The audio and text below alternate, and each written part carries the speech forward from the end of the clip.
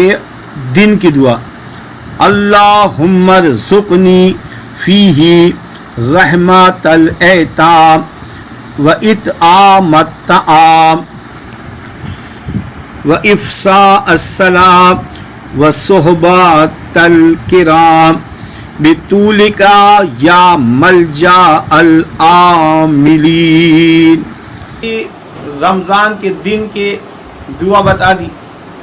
आज 8वीं रमज़ान की शब के जो आमाल हैं वो आमाल इंशाल्लाह आपको बताएंगे कि वो आमाल क्या हैं।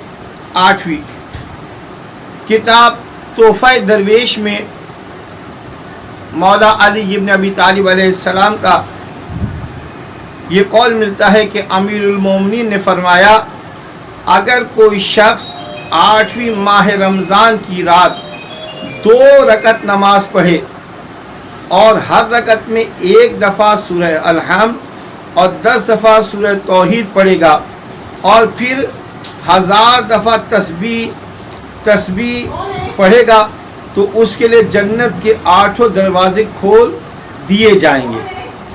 2 रकत नमाज है और 2 रकत नमाज ये है कि 1 दफ़ा अल-हम्द पढ़नी है सूरह अल-हम्द और 10 दफ़ा सूरह तौहीद पढ़नी है और उसके बाद 1000 तस्बीह पढ़नी है। तस्बीह जनाब फ़ातिमा को पढ़ना है।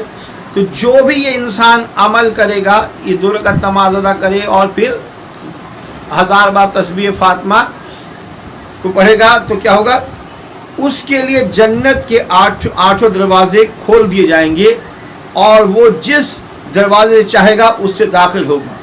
यानी अज़मत ये है कि जन्नत का 1, 2, 3 दरवाजे नहीं बल्कि 8 के 8 दरवाजे उसके लिए खोल दिए जाएंगे और उसकी मर्जी होगी वो जिस दरवाजे से चाहे जन्नत में दाखिल हो जाए। तो अज़ीज़ान मोहतरम, ये मकाम उसका है कि जो 8 रमज़ान की शब में ये अमल करता है तो अल्लाह उसको ये इनाम देता है। तो आपसे गुजारिश है कि आप अपने जब आमाल करें अपनी दुआओं में बंदे हकीर को याद रखिएगा। तो ये शब की दुआ हो गई है, अब वो शब के आमाल हो गए हैं। अब हम 8वीं रमज़ान की शब की और 8वें रमज़ान के दिन की दुआ तिलावत करते हैं। अज़ान गिरामी, तो 8वें रमज़ान